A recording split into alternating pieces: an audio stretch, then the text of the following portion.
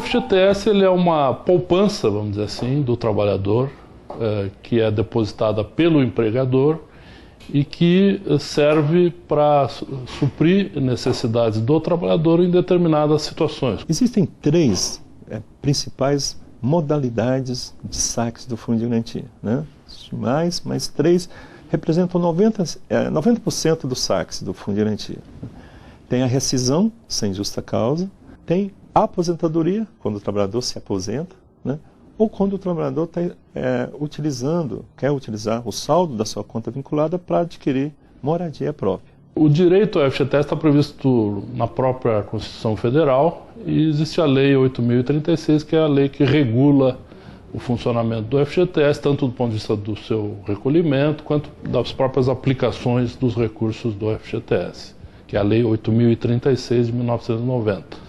O FGTS já está com mais de 50 anos, ele foi criado lá em 1966, está fazendo 52 anos, então é um fundo já com uma história bastante longa. Era optativo e a partir da Constituição de 88 ele se tornou obrigatório. Ou seja, todo trabalhador regido pela CLT, inclusive trabalhadores domésticos, hoje tem o direito ao FGTS, que corresponde ao recolhimento de 8% do seu salário mensal, que é depositado numa conta, como se fosse uma conta corrente comum, uma conta de FGTS, uma conta vinculada, que aquele trabalhador poderá sacar ao final do contrato de trabalho, desde que ele não tenha sido dispensado por justa causa ou não tenha pedido demissão. Hoje é possível o empregador e o empregado ajustarem e o empregado ser demitido em comum acordo. Nesse caso, ele pode sacar 80% do saldo, até 80% do saldo da sua conta, e a multa seria de 20% do saldo da conta. De posse da sua carteira de trabalho com a baixa e de posse da rescisão do contrato, a Caixa Econômica faz a liberação do seu FGTS. Mais motivos é a compra da casa própria, tá? Aposentadoria, que também é um motivo bastante relevante. E depois tem calamidade pública, ou seja, em casos de desastres naturais na região do trabalhador, ele pode sacar. O FGTS, quando ele foi criado em 1966, a gente fala até hoje que ele é de natureza personalíssima, ou seja, ele pertence ao trabalhador. O FGTS, ele tem uma característica, ele é individual. Tá? A conta do FGTS é do trabalhador. Ela pode ser sacada pelos familiares em caso de falecimento. Aí, por caso de falecimento, a pessoa que é o herdeiro natural pode sacar mediante uma documentação. É feita com base na legislação, que inclusive separa uma cota parte para cada dependente. Se tem como dependente, como exemplo, a esposa e 2 filhos, né? Para cada um desses dependentes vai ser separado uma cota de 1/3 dos valores, né? E que pode ser direcionado para cada um desses dependentes. O herdeiro, ele pede a nomeação como inventariante, né, no juízo de órfãos e sucessões. O juiz nomeia ele como uma determinada pessoa, um filho ou a esposa, como inventariante e expede um alvará para que a Caixa Econômica pague o FGTS daquela pessoa que faleceu. Na hipótese de uma pessoa que tiver falecido e não tiver deixado bens, tá? A certidão de óbito e os documentos relativos àquela pessoa e a condição daquele herdeiro, se comprovados, a própria Caixa Econômica faz o pagamento, mesmo sem a abertura de um inventário específico para isso. Valores de FGTS recebidos durante o casamento com comunhão parcial de bens integram o patrimônio comum do casal e, dessa forma, devem ser partilhados em caso de divórcio. O entendimento foi estabelecido pelos ministros da 2ª Seção do Superior Tribunal de Justiça em julgamento de ação de divórcio litigioso. Os magistrados seguiram o voto do ministro Luiz Felipe Salomão, que considerou que pertencem ao patrimônio individual do trabalhador os valores recebidos a título de fundo de garantia em momento anterior ao casamento. Contudo, durante a vigência da relação conjugal, os proventos recebidos pelo marido e pela mulher, independente da ocorrência de saque, compõem o patrimônio comum do casal, a ser partilhado na separação, tendo em vista a formação da sociedade de fato. Temos, sim, muitas decisões de primeiro grau pelo Brasil afora, que é controvérsia, não divide, não divide, né? Então agora vai começar, eu acredito, a pacificar esse entendimento, vai firmar uma jurisprudência e vai clarear muitas decisões a nível de Brasil. O FGTS também já pode ser usado como garantia para contratar operações de crédito consignado, aquelas com desconto na folha de pagamento. A previsão legal existe desde o ano de 2016, na Lei 13.313. Tem direito ao empréstimo os trabalhadores do setor privado, que podem oferecer como garantia 10% do saldo do seu FGTS, ativo ou inativo, e 100% da multa paga pelo empregador em caso de demissão sem justa causa. A garantia só será usada se o empregado for demitido por justa causa, porque o banco não tem como descontar mais as parcelas do crédito consignado do salário. A partir do momento em que ele perder o emprego, o interesse é dele, evidentemente, de ir lá sacar o seu FGTS diante da necessidade que ele terá para fazer frente às suas despesas normais, uma vez que ele vai estar sem receber salários durante algum tempo, né? Mas, se ele não for, o dia que ele for, basta ele comprovar as condições na lei que a Caixa Econômica vai fazer o pagamento. Então não dá um prazo, limite para ele fazer. O recurso passa a ser, de fato, né, do trabalhador, ele tem o direito ao saque, ele pode exercer no momento que ele entender mais adequado.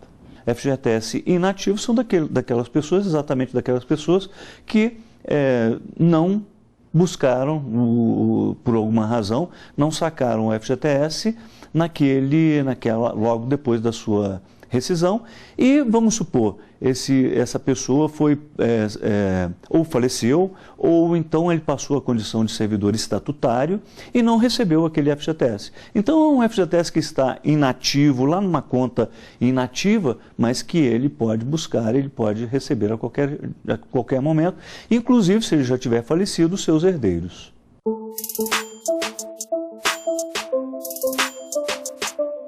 Eu trabalhava como editora de vídeo numa empresa. Eu acabei processando essa empresa. Só depois que eu entrei com o processo que eles ainda depositaram um restante de dinheiro que estava faltando.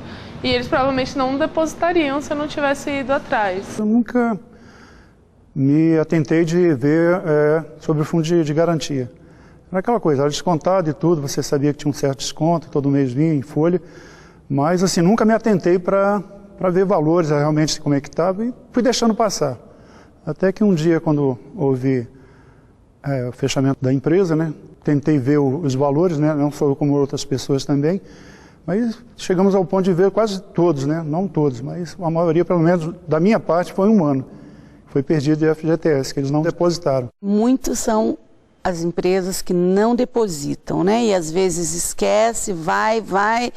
Aí numa eventual rescisão, num desligamento, quando você vai procurar olhar os seus direitos, cadê? Não está. O trabalhador ele pode acompanhar e deve acompanhar, né, mensalmente o recolhimento do seu empregador, né? Para isso a Caixa disponibiliza alguns recursos, né, alguns serviços eletrônicos que viabilizam então o acompanhamento por parte do trabalhador. A gente tem desenvolvido uma série de mecanismos que permitem que o trabalhador acompanhe o saldo das suas contas do FGTS e também a movimentação mensal das contas, os depósitos, as atualizações. Tá? Então a gente tem hoje um aplicativo de celular que pode ser baixado gratuitamente ou através da internet, da página da Caixa na internet também pode ser consultado, ou em qualquer agência da Caixa ou Superintendência do Ministério do Trabalho. A Caixa encaminha mais de 100 milhões de extratos diretamente para residências dos trabalhadores por ano.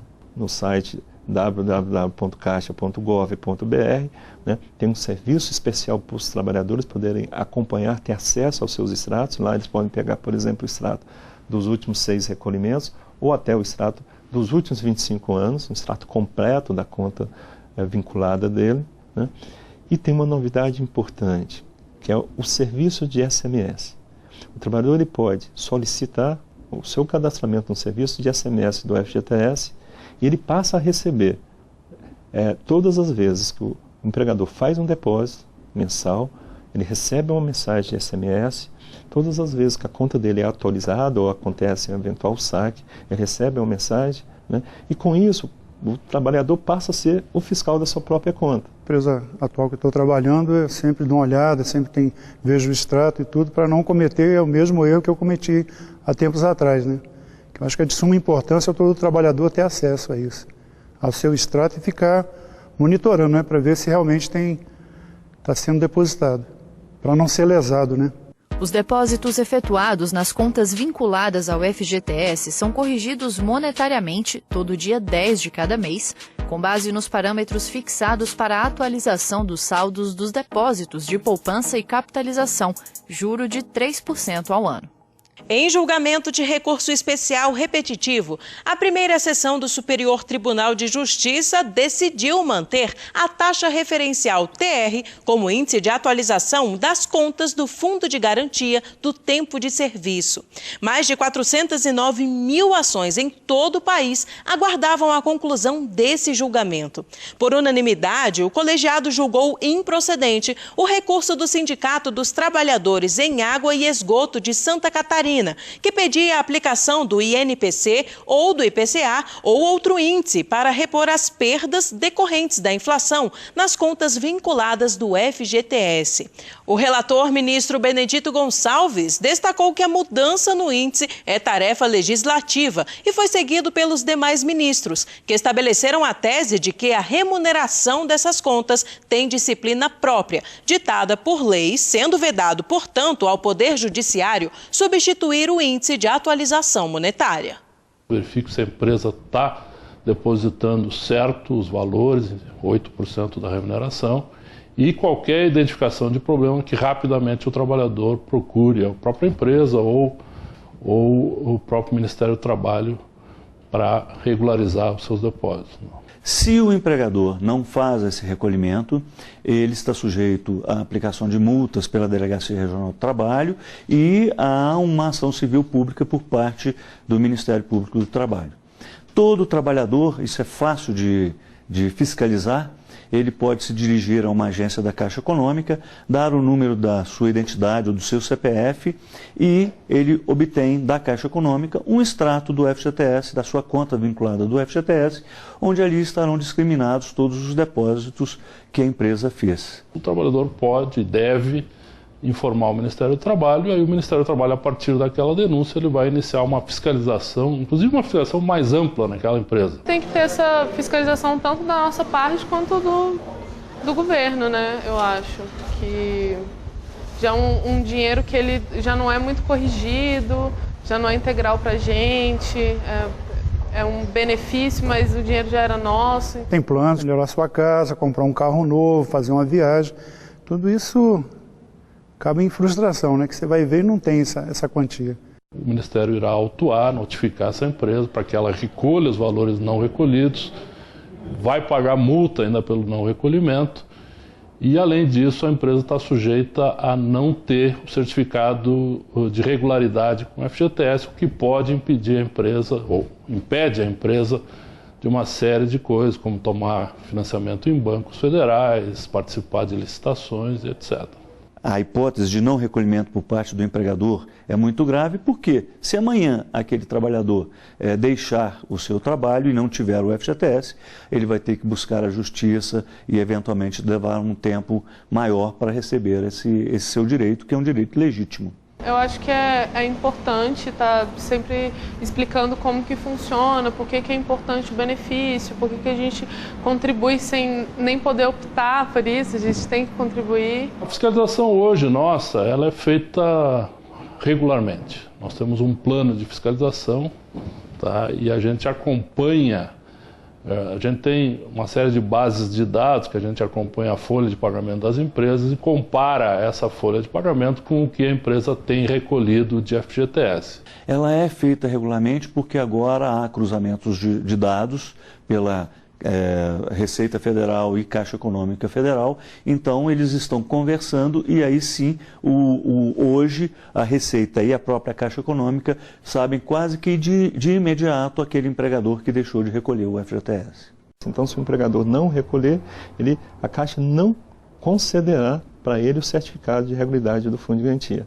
Sem esse documento, por exemplo, ele não pode participar de licitações públicas, ele não pode receber empréstimos de bancos públicos, então ele fica limitado, né, nas suas operações enquanto empregador.